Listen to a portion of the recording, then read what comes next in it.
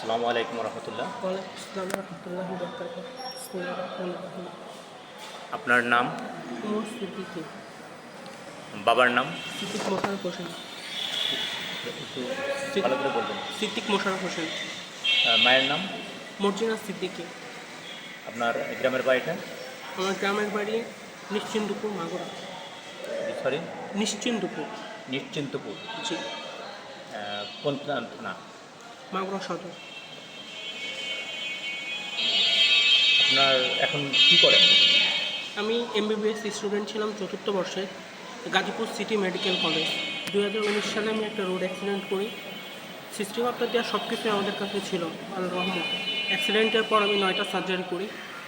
করার পর এখন আমাদের অর্থনৈতিক সমস্যা। আমার পিতার বয়স 68 বছর, আমার মা একজন গৃহিণী। আমাদের পরিবারের একমাত্র উপার্জনক্ষম ব্যক্তি আমার পিতাই। এই মুহূর্তে আমাদের আমার চিকিৎসা, পড়ালেখা দুইটাই পুরোপুরি সম্পূর্ণরূপে বন্ধ আছে।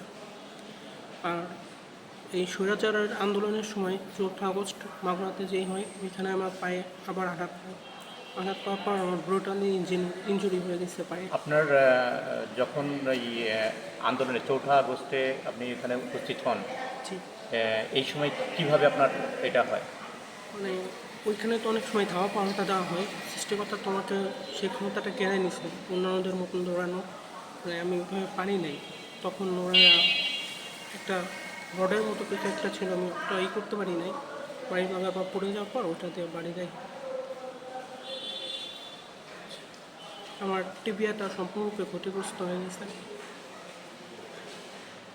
এখন আপনার এই যে চলাফেরা, খাওয়া দাওয়া বা অন্যান্য যে খরচ, এটা বহন করার আহ, জন্য যদি কেউ আপনার পাশে এসে দাঁড়ায়, আপনার এতে কোনো দ্বিমত আছে কিনা? এটা আমি বিশ্বাস করি মহান আল্লাহ তাআলা উত্তম পরিকল্পনাকারী। অবশ্যই কেউ যদি সাহায্য করে আমি পড়ালেখায় ফিরে যেতে পারি, আমি ট্রিটমেন্টটা পাই, তাহলে শুকুর আলহামদুলিল্লাহ। আমার পরিবারের জন্য, আমার জন্য অনেক আসান হয়।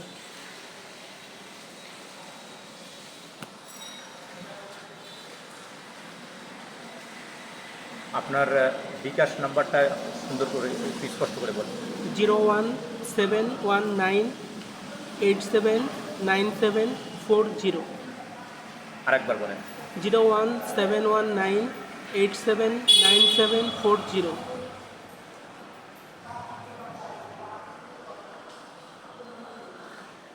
আপনার ঠিকানাটা স্পষ্ট করে সবাইকে আবার একবার। আমার ঠিকানা মাগুরা সদর, নিশ্চিন্দপুর গ্রাম।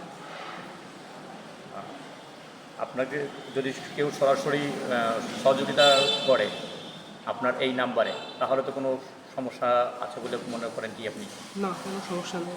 এটা আপনার নিজের ব্যক্তিগত নাম্বার। জি।